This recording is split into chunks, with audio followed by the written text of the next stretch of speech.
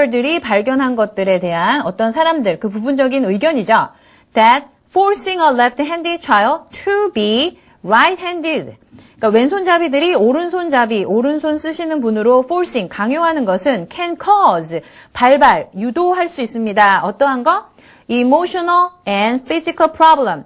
그러니까 신체적으로나 감정적으로 어떠한 문제점들을 유발할 수 있습니다. And even learning difficulties. 이런 건 심각한 문제죠. 배울 때 있어서 좀 장애가 있죠. 그 나이대에 맞는 배움을 계속 습득해야 되는데 그러한 데 있어서 장애가 된다는 얘기죠. 너 오른손 써! 이러면은 이제 배우는 것조차 좀 꺼려진다는 얘기가 되겠어요. They say, 그러니까 그러한 researcher들 얘기가 They say such a child. 그런 강요를 당하는 아이들은 may start, 그럴지도 모릅니다. to confuse, 혼동할지도 모릅니다. 어떤 혼동? The directions left and right. 오른쪽과 왼쪽에 대해서 혼동이 온대요. 어린 학생들은 그렇겠죠. 초등학교 저학년 막 그 공부를 시작한 학생들이 왼쪽 오른쪽에 대해서 confuse 된다는 얘기예요. And reverse letters and numbers accidentally.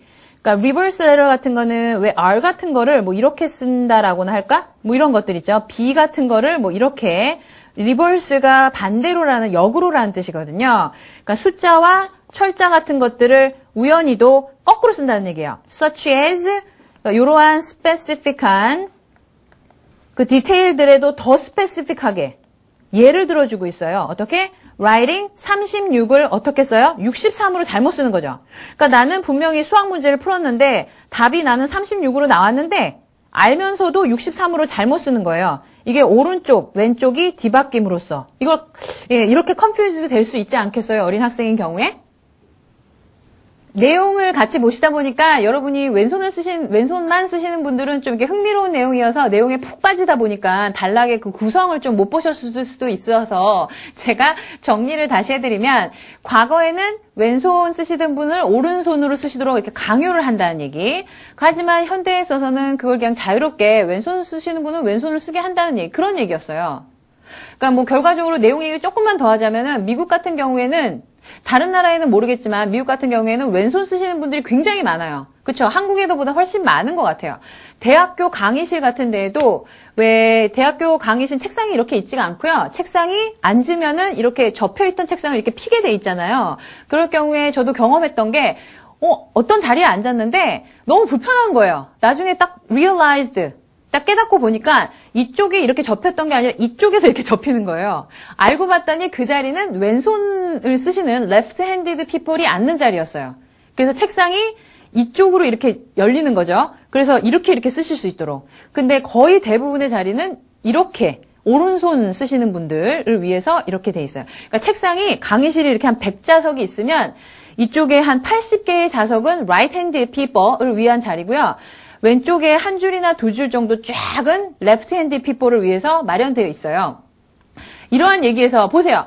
선생님도 이렇게 얘기를 할 때 왼손잡이 학생 옛날에는 이렇고 요즘에는 이렇습니다. 이런 얘기를 하는 것보다 저가 강의실 얘기를 구체적으로 하니까 여러분이 더 흥미로워지시면서 얘기를 잘 듣게 되죠. 바로 이런 거예요. 그러니까 글을 쓰실 때에도 옛날에는 이랬고 오늘날엔 이랬다. 이러고 끝나는 게 아니라 옛날에 이랬으면은 그러한 구체적인 이야기.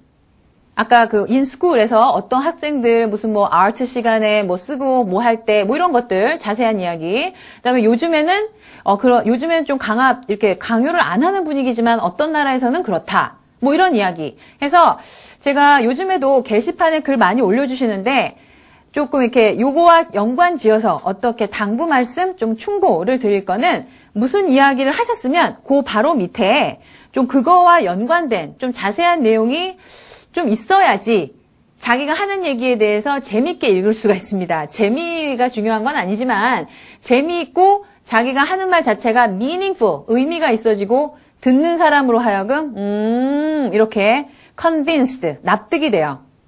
그러니까 지금 오늘 보신 글 여러분이 이제 나중에 게시판에 제가 또 이렇게 글을 올려드리면 make sentences specific, 여러분 글을 구체화시키는 공부라고 아마 제가 이렇게 덧붙여서 그러한 설명을 드릴 거예요. 그러면 그거에 염두를 하셔서 글을 좀 풍부하게 자세한 내용을 많이 쓰시는 글 올려주시기 바라요. 오늘 그러면 잠시 쉬었다가 문장 배우실 문장으로 가보시죠.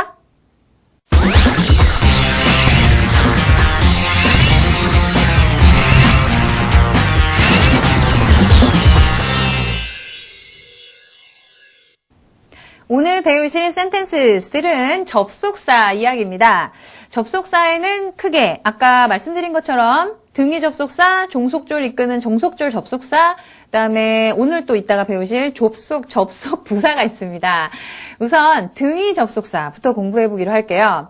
등위 접속사의 종류 아세요? and, 다 아실 거예요. and, but, or, so. 네, 이런 것들. 이런 것들을 어떻게 문장에서 쓰시는지, 그리고 지금 이런 것들을 등위 접속사를 안 써보신 분들은 어떻게 쓰시냐면 그랬다, 저랬다, 이랬다 해서 문장이 딱딱딱딱 끊어지는 느낌의 글을 많이 쓰실 겁니다.